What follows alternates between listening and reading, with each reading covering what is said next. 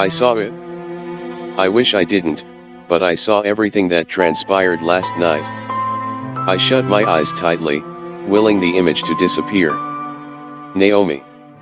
Amaka shouted my name, pulling me out of my thoughts. Amaka strutted towards my table, which was opposite the entrance of the staff room, while chewing on a gum. I had no will to listen to her, but she sat on my table all the same and snapped her fingers, signaling the beginning of her usual gossip. Babe, have you heard the gist going around this village? No, Amaka, I struggled to reply. I had other things bothering me, and I tried to let her know with the frown on my face. It's for your own safety, oh babe. She continued, intentionally ignoring the frown on my face. Basie's father is missing, my dear.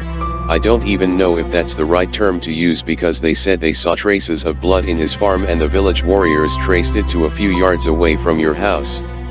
She studied my face a while, obviously waiting for a response, but I said nothing. Just make sure you are careful, don't walk at night, and anytime you stroll out make sure you have your NYSC cap on, she continued. My eyes darted to the oversized NYSC cap on her head. She wore the hideous-looking cap on almost everything she wore, from casual to corporate dresses.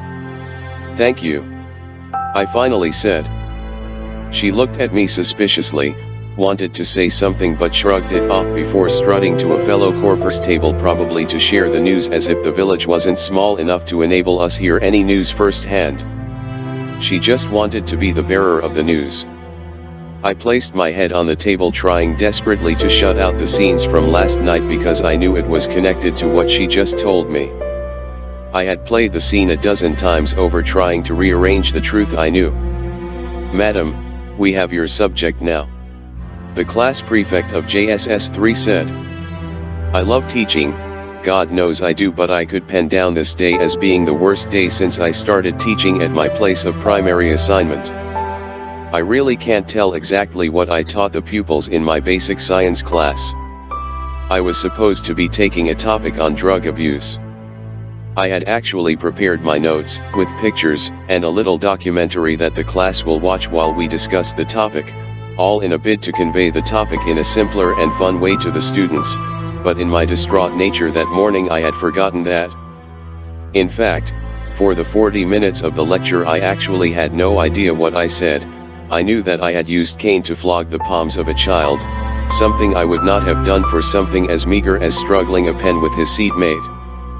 I was relieved when the bell rang, signaling the change of periods, but I believe my students felt the same, because I heard the whisper of thank God from 3 students simultaneously. Madam, please wait for me, the class prefect of JSS 3 shouted. I turned to look at Basie, looking smart in his white and blue uniform. He was very short for his age, stubborn, but also one of the brightest students I had taught. What is it? I asked. My mum said I should find out how you are doing.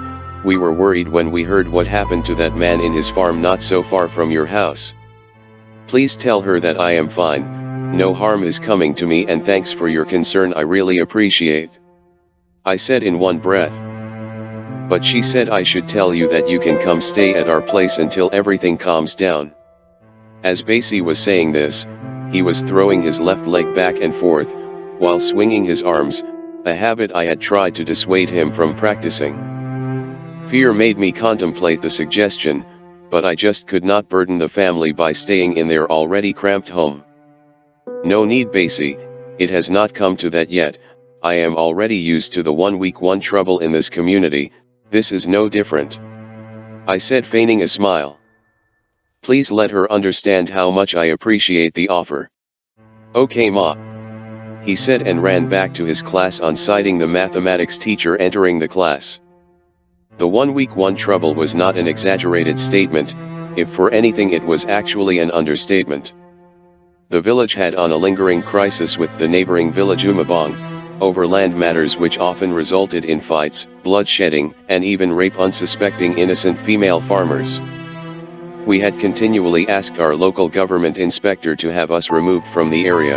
After all, by right, Corp members were not supposed to be posted to war and disaster-prone environments, but it fell on deaf ears as he felt that there was no direct threat to the lives of any corper, and with the king's assurance of the safety of every corp member to back him up, the matter was waved off. The first week I resumed at my place of primary assignment, which we call PPA for short, I had trouble sleeping. Imagine being rocked to sleep every day with the noise of gunshots. At first I thought it was a robbery attack launched on the neighborhood, but I soon learned by the next morning that it was our boys telling Umabong that they were awake and ready for any intrusion. Not only did I get used to the gunshots, but I had to endure the gruesome sight of blood, and on various occasions bodiless heads paraded round the village as a sign of victory over the invading Umabong warlords. "Fine corper," Mr. Edwards said as I stepped into the staff room. He had on a perpetual smiling face, his cheeks puffing up like little balls of akara, making him look more like a clown than human to me, and to make matters worse, he often threw sexist and sexual comments at me, laughing with his mouth wide open till I can see saliva dragging across the bridge of his tooth, with the other staffs laughing at the silly joke, which till today I still find dumb. "Mr. Edward, can I help you?" I asked, throwing my textbook on the wooden table while taking my place on the chair. "I was just telling your colleagues here that you guys are brave," he said, still smiling. "The last batch of corpers didn't stay this long. As soon as they heard of the crisis, they went home, coming periodically, especially when it was getting close to the time for clearance. Don't mind these corpers, they always look for a reason to go home, forgetting that it is supposed to be a sacrificial service to their nation." Mr. Peter added, "That doesn't mean we should sacrifice our lives. What has the nation sacrificed for us? Is it the small stipend they give us at the end of the month?" I asked. I lifted my eyes to see every staff in the room staring at me. This was one of the few times I had ever voiced my opinion. "But you are brave," Mr. Edward continued, waving off my comment. "I thought you would have moved at least to the corpers' quarters by now." "No sir, I'm fine where I am," I lied. I liked my privacy. Due to my reserved nature, nobody could detect just how troubled I was that day. To them it was just Naomi being her usual quiet self. "Miss Naomi, some teachers would be going to visit Basie's family by weekend. I'm sure by now you have heard what happened to his father." I nodded. This was not the same Basie who was the class prefect of JSS 3. Basie, Edward, Edeth, and Udo were common names in the village. "He is quite close to you, so we would love if you can accompany us." "No problem, Mrs. Enderefam," I replied, counting the minutes until the closing bell.